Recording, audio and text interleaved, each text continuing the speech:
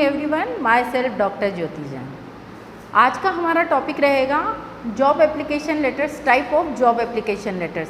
Job application letters कितने प्रकार के होते हैं? तो students, job application letter 2 types के होते हैं, solicited letters and unsolicited letters. Solicited letters मतलब होता है याचित पत्र। याचित पत्र तब सेंड किए जाते हैं जब आवेदक जो है उसको जॉब की अवेलेबिलिटी के बारे में पता होता है। जॉब की अवेलेबिलिटी हमें कैसे पता हो सकती है? तो जॉब की अवेलेबिलिटी आपको न्यूज़पेपर से, एडवर्टाइजमेंट से या फिर टेलीविज़न से या किसी इंडिविजुअल पर्सन से भी हमें ये पता हो सकता है कि किसी ऑर्गेनाइजेशन में क्या है, जॉब अवेलेबिलिटी है, वैकेंट पोस्ट है। तब क्या किया जाता है? जब एक सॉलिसिटेड लेटर को क्या किया जाता है, लिखा जाता है, that is called solicited letter या याचित पत्र। देन सेकंड आता है अनसॉलिसिटेड लेटर्स, मतलब अयाचित पत्र। वह लेटर्स जो क्या होता है, जिसके बारे में आवेदक को ये पता नहीं होता है कि जॉब की अवेलेबिलिटी है या नहीं।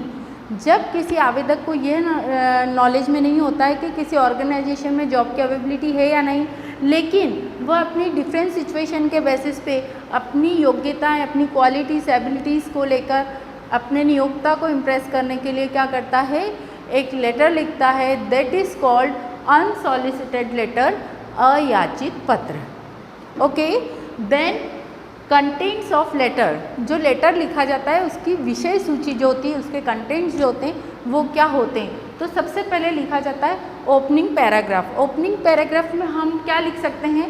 सबसे पहले आवेदक जब ओपनिंग पैराग्राफ लिखता है तो उसमें अपनी क्वालिटीज़ और एबिलिटीज़ के बारे में बताता है। जिस भी पोस्ट के लिए वो आवेदन करना चाह रहे हैं, उस पोस्ट के लिए उनकी क्वालिटीज़ क्या क्या है, उन्होंने किस यूनिवर्सिटी से डिग्री ली है, उन्होंने अपनी एजुकेशन क्या ली है, या फिर कोई अदर स्टडीज़ वो कर रहे हैं तो उसके बारे में भी क्या किया जाता है, बताया जाता है।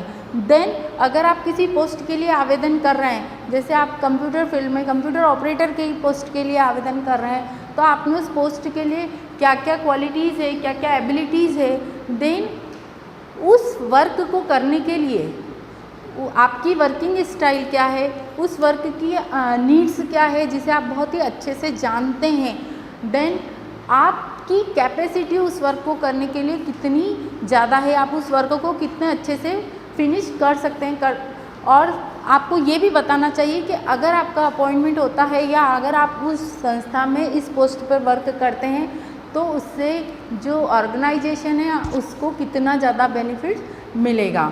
ठीक है, इसके बाद में हम बता सकते हैं